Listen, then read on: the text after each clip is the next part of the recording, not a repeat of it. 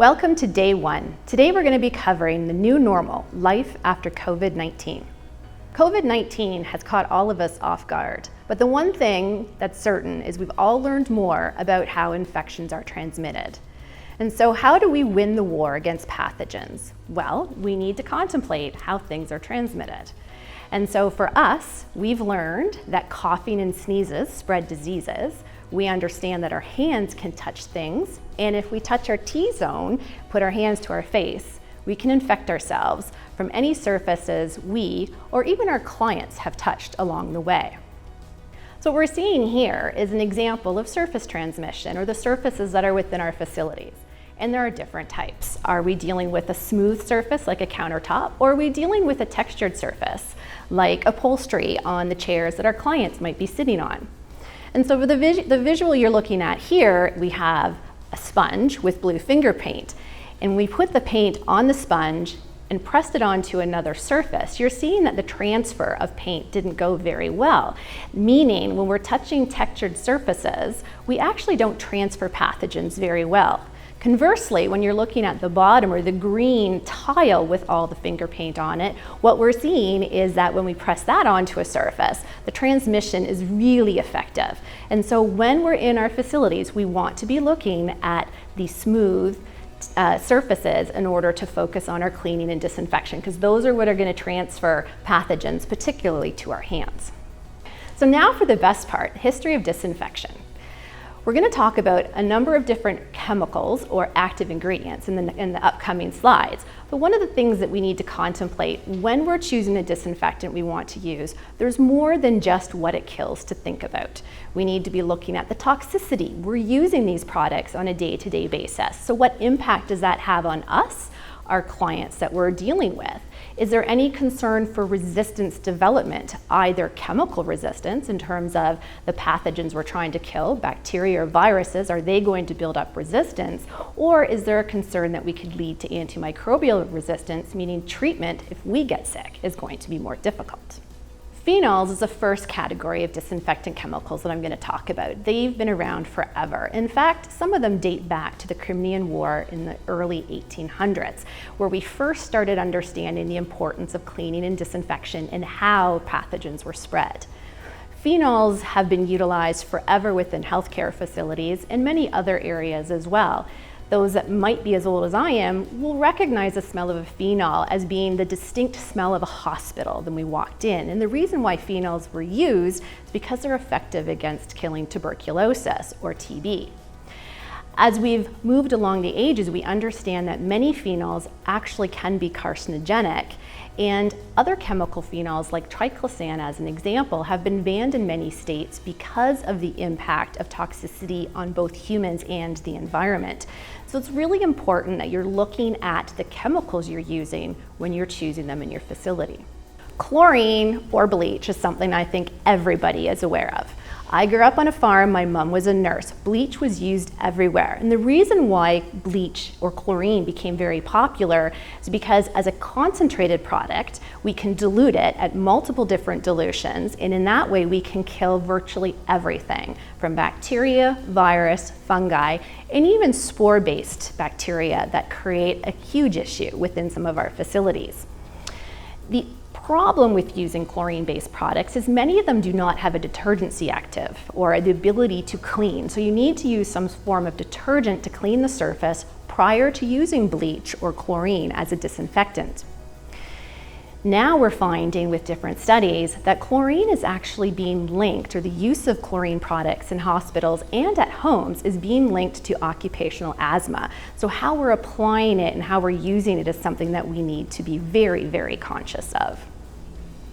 Alcohol is another active, widely used, and I think most spa facilities would have alcohol, isopropyl alcohol in particular. Alcohol itself is broad spectrum, meaning that it's able to kill, again, a wide range of pathogens. The downside of alcohol, if you think about how it's used, is that it readily evaporates. And alcohol actually has a 10-minute contact time against many of the pathogens that we're concerned with. So if you can think about spraying alcohol onto a surface, how active or how quickly does it evaporate? And how many times are you going to have to reapply? Alcohol, like chlorine, doesn't have any sort of detergency property. So again, if you're using it as a disinfectant, you need to use some sort of cleaner on the surface first. And similar to bleach, alcohol also has indoor air quality issues. So the more you're using it, the more you can impact the air quality and the health and safety of both your staff and your clients. So to really give you the visual idea of talking about contact time and evaporation rate, what you're seeing here is me apply a 70% isopropyl alcohol to the surface. Generally speaking, it has a 10-minute contact time for most of the claims or the organisms, bacteria, viruses that we're concerned with. But as we're seeing, you can see how readily it evaporates. And how many times are you going to have to apply that to the surface in order to achieve disinfection? Quats came about in about the 1970s. Part of the reason they came about is because we're looking at improving safety. We're looking at improving the ability of a product to have some detergency properties. And by their nature, quats or quaternary ammoniums do have detergency properties and can clean and disinfect. However, the issue with quats is they're typically a 10-minute contact time. And so their contact time or their ability to kill, again, is slow. It's important these days, though, to read your label. There are other products in the market that have faster contact times, or there's products on the market that have quat mixed with alcohol together that helps reduce the contact time. But then you run into the issue with alcohol in evaporation. Quats have also, similar to chlorine and alcohol, been related to occupational asthma. So it's another product that we want to be conscious in terms of how frequently we're using it, how we're applying it, and do we have a facility that's going to be able to manage chemicals being put into the air. Accelerated hydrogen peroxide came out in the early 2000s. We designed it to address the issues of the chemicals that I've talked previously to. So accelerated hydrogen peroxide, or AHP, is broad spectrum. It's going to kill everything you need to kill on surfaces within your facilities. It has realistic contact times. In just 1 minute, 60 seconds, it's going to kill bacteria and viruses. And it's safe for you and the environment. Hydrogen peroxide breaks down into water and oxygen and doesn't impact the environment when it's disposed. It's actually the ingredient or the active ingredient found in our Rejuvenate products, which come in pre-moistened wipes and sprays. And so in just 1 minute, 60 seconds, you're going to kill all the bacteria and viruses, including COVID-19, from surfaces. So to talk about the proof that AHP works and the importance of contact time, I'm going to show you some Petri plates. So this is an example of a Petri plate that we've taken a swab from a dirty surface. And you're going to see that there's quite a few number of organisms on the plate. So what happens if I've disinfected the surface with alcohol, isopropyl alcohol as an example? Well, this is what the surface looks. When I talked about contact time and the fact that isopropyl alcohol readily evaporates, this is the perfect example of why contact time is so important. If we don't achieve contact time, we're not going to kill everything that's on the surface. And lastly, AHP. As you can see with our realistic contact times, when we're wiping a surface and achieving the 1 minute contact time against bacteria and viruses, we're not leaving anything on the surface. So here's proof that AHP works.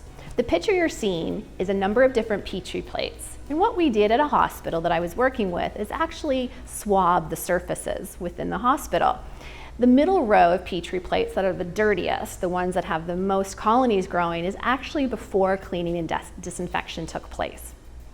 The row to the right is a column of Petri plates that we took after the surfaces were cleaned with a quaternary ammonium compound. And you're seeing that there's still significant growth. There's a reduction, but there's still quite a bit of organic material, pathogens on the surface.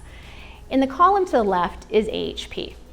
You're seeing that it's virtually clean. It's really killed everything on the surface, ensuring that we're not going to lead to any sort of transmission. And so to wrap up, it really comes down to knowledge. What I've talked about today is good for you in your facilities to ensure that both you and your clients are keeping healthy and minimizing any sort of transfer and infection risks, but it also helps you at home.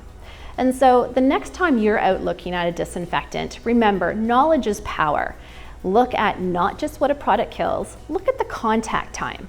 is it realistic? Is it going to stay wet for the length of time that you need it to? So 1 minute is generally going to be considered realistic.